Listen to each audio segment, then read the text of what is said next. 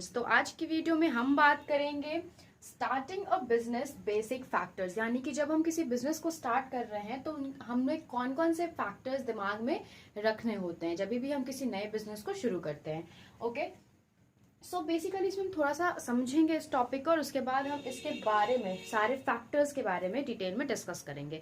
तो सबसे पहले जब आप किसी बिजनेस को शुरू करते हो तो आपके दिमाग में बहुत सारे क्वेश्चंस होते हैं, राइट, और बहुत सारे प्रॉब्लम्स भी होते हैं। आपको बहुत एफर्ट लगाना पड़ता है जब भी आप नए बिजनेस को शुरू कर रहे हो, ठीक है।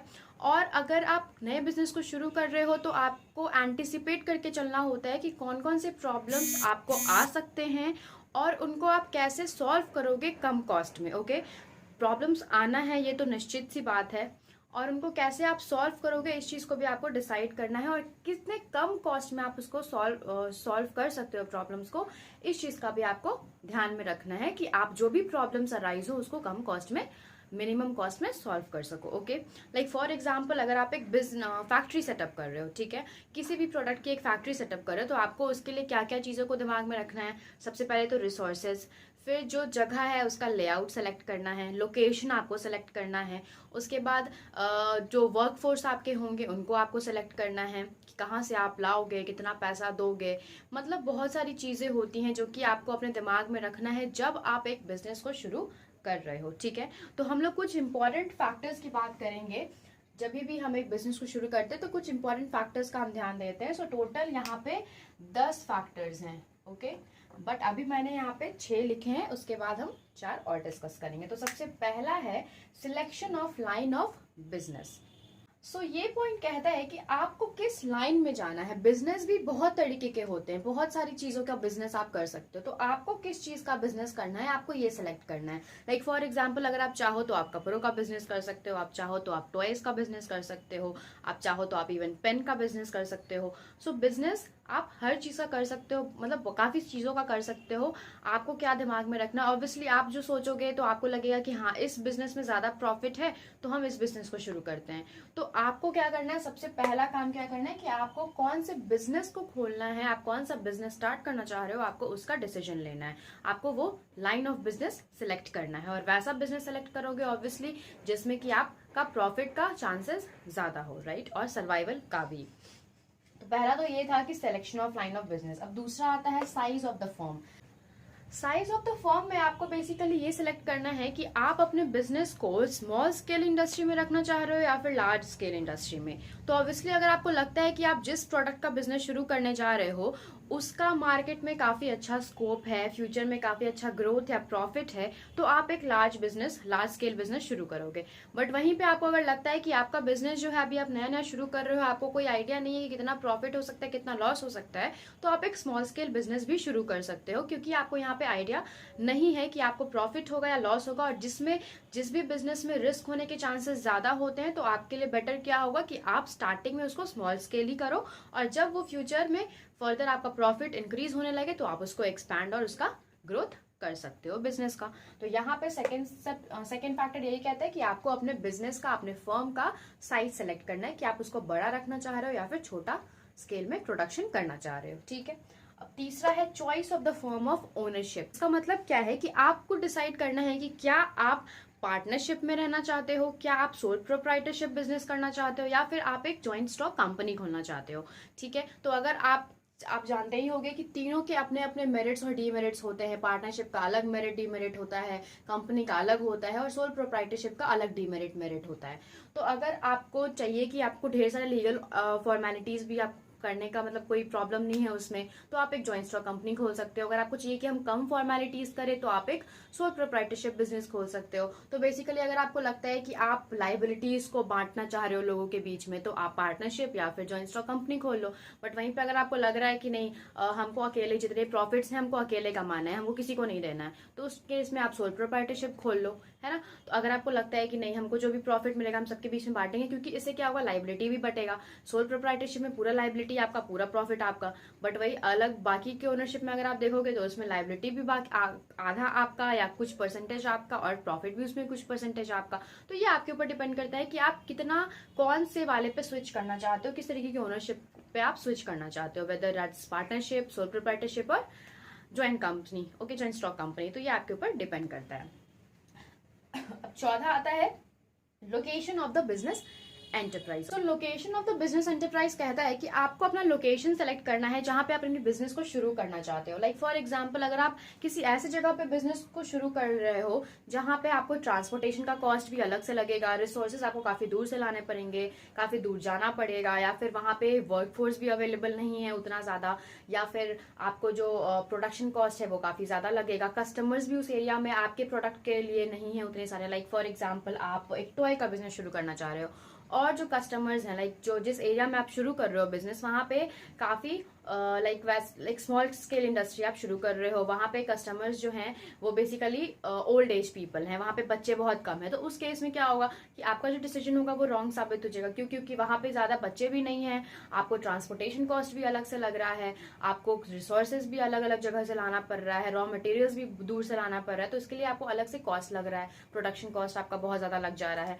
तो इस केस में ये जो डिसीजन होगा वो गलत हो जाएगा। इसलिए आपको वैसा लोकेशन सेलेक्ट करना है जहां पे आपके कस्टमर्स भी आपको मिल जाए, आपका रिसोर्सेज भी पास में हो, आपको रॉ मटेरियल्स भी पास से मिल जाए, तो सारी चीजें आपको आसपास से ही, ट्रांसपोर्टेशन भी ज्यादा दूर नहीं हो आपको जाना आना। तो ये सारी चीजों को अगर आप ध्यान में रखोगे तो इस तरीके से आप बेस्ट लोकेशन सेलेक्ट कर सकोगे अपने बिजनेस एंटरप्राइज के लिए। ठीक है। अब फिफ्थ कहता है financing the proposition. So financing the proposition में आपको क्या ध्यान में रखना है कि आपका जो कैपिटल है वो कहाँ से आएगा। जब भी आप एक बिजनेस को शुरू करते हो तो ऑब्वियसली आपको कैपिटल चाहिए, पैसा चाहिए, फाइनेंस चाहिए होता है।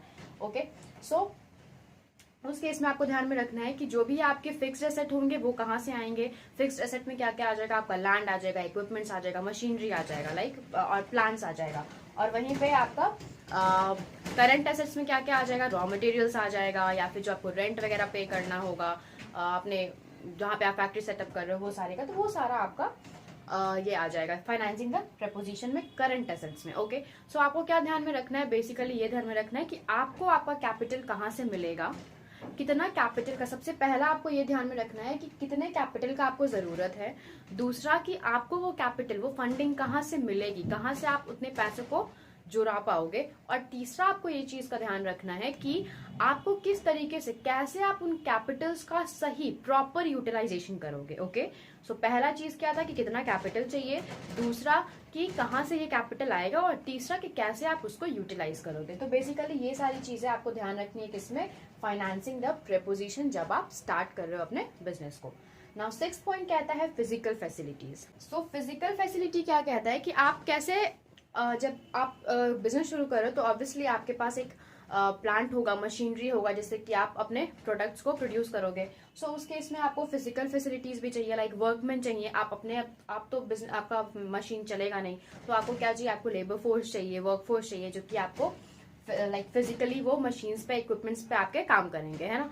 तो आपको इन सारी चीजों का भी ध्यान रखना है कि कहाँ से आप उनको लाओगे, किस तरीके से, किस तरीके के कैसे कैसे स्किल्ड वर्कर्स आपको चाहिए, क्या आपको स्किल्ड चाहिए भी या नहीं चाहिए, नॉर्मल वर्कर से भी काम हो जाएगा। तो ये सारी चीजों को आपको ध्यान में रखना है कि आप कहाँ से वो वर्कफोर्स लेके आओगे, अपने मशीन्स, अपने इक्विपमेंट, जितने भी चीजें जिसमें कि वर्कफोर्स का रिक्वायरमेंट होता है, वो आप कहाँ से लेके आओगे। ओके, आ जाते हैं 7 पॉइंट पे। 7 पॉइंट कहता है प्लांट लेआउट। सो प्लांट लेआउट में बेसिकली आपको क्या डिसाइड करना है कि आपको कौन कौन से इक्विपमेंट्स, मशीन्स वगैरह का रिक्वायरमेंट है। ठीक है, लेआउट में बेसिकली आपको ये देखना होता है कि आप कहाँ पे उनको सेटअप करोगे और कौन कौन से मशीन्स, कौन कौन से इक्विपमेंट्स का आपको जरूरत है। लेआउट आपको बेसिकली ये बताता है। और प्लांट लेआउट में बेसिकली ये समझ लो कि जो जो मशीन्स को आप सिलेक्ट कर रहे हो, जो इक्विपमेंट्स आपको चाहिए, जो मशीन्स आपको चाहिए, वो आप कहाँ पे सेट करोगे, कहाँ पे सेटअप उसका करोगे, आपको बेसिकली ये डिसाइड करना है प्लांट लेआउट में।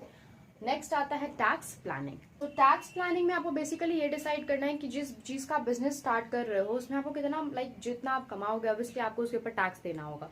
सो आपको सब चीज डिसाइड करना है कि कितना आपको टैक्स लग सकता है, बिकॉज हर एक पॉइंट पे आपको कुछ ना कुछ टैक्स कटेगा ऑब्वियसली। कोई अगर आप प्रोडक्ट खरीद रहे हो, कोई रिसोर्स लाइक रॉ मटेरियल्स अगर आप ला रहे हो, उसके लिए भी आपको कुछ टैक्स कटेगा।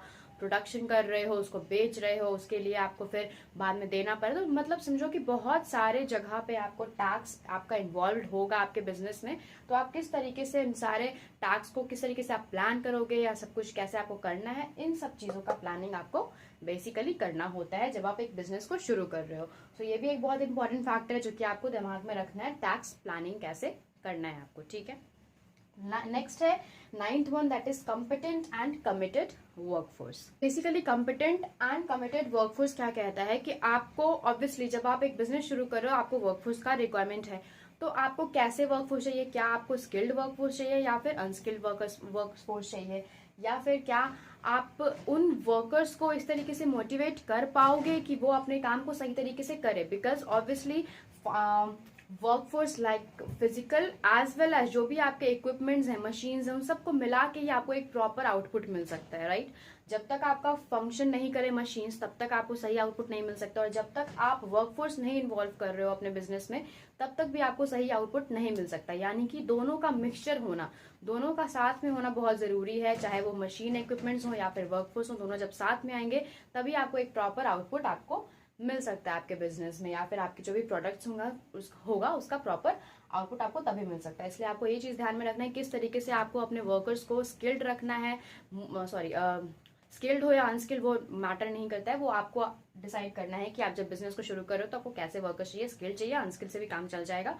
और साथ ही साथ आपको ये भी डिसाइड करना है कि आप किस तरीके से अपने वर्कर्स को मोटिवेटेड रखोगे। आपको उनको प्रॉपरली मोटिवेट भी रखना है, उनको ट्रेनिंग भी देनी है जब भी आपको लगे कि नेसेसरी है। तो ये सारी चीजें आपकी कॉम्पिटेंट एंड कमिटेड वर्कफोर्स में आती है, किस तरीके से आप उनको मोटिवेट करो, किस तरीके से आप उनको ट्रेन करोगे। तो ये भी एक इंपॉर्टेंट फैक्टर है जो कि आपको ध्यान में रखना है। और लास्ट है आपका लॉन्चिंग द एंटरप्राइज। जब आप सारे फैक्टर्स को, सारे 9 फैक्टर्स को जब आप डिटरमाइन कर लिए, सारी चीज़ों को आप ध्यान में रख लिए, सब कुछ आप सही तरीके से कर लिए, तो लास्टली आप अपने एंटरप्राइज को लॉन्च कर सकते हो, यानी कि आप अपने बिजनेस को स्टार्ट कर सकते हो। बिकॉज उस टाइम पे आपको आपके दिमाग में सारे फैक्टर्स को भी ध्यान में लेके चलना होगा, ठीक है। और last factor is to launch your enterprise. You can launch your enterprise, you can start your own business, okay. क्योंकि आपको इन सारी चीजों को इसलिए ध्यान देना है बिकॉज ऐसा नहीं कि सिर्फ ध्यान दे दिए हो, या आपको उस पर काम भी करना है, सब कुछ सही तरीके से भी करना है। लाइक आप किस तरीके से टैक्स प्लानिंग करोगे, आपको कहाँ से वर्कर्स मिलेंगे, आपको कितना प्रॉफिट है इस बिजनेस से, आपके कॉम्पिटिटर्स कौन है, सब कुछ जानने के बाद, सारे फैक्टर्स को डिटरमाइन करने के बाद, एनालाइज करने के बाद आप लास्टली अपने एंटरप्राइज को लॉन्च कर सकते हो, okay. So these were the 10 factors you need to keep in your mind when you are starting a business. So I hope that this topic is clear to you. Starting a business, basic factors that you have to keep in your mind. So अगर still कोई confusion है इस topic से related, do comment me in the comment box below. And if you want to give any suggestion or advice, do give that in the comment box below. Okay. So thank you for watching the video. If you like the video, do like the channel, do subscribe to the channel, and hit the bell icon. And stay safe, stay home.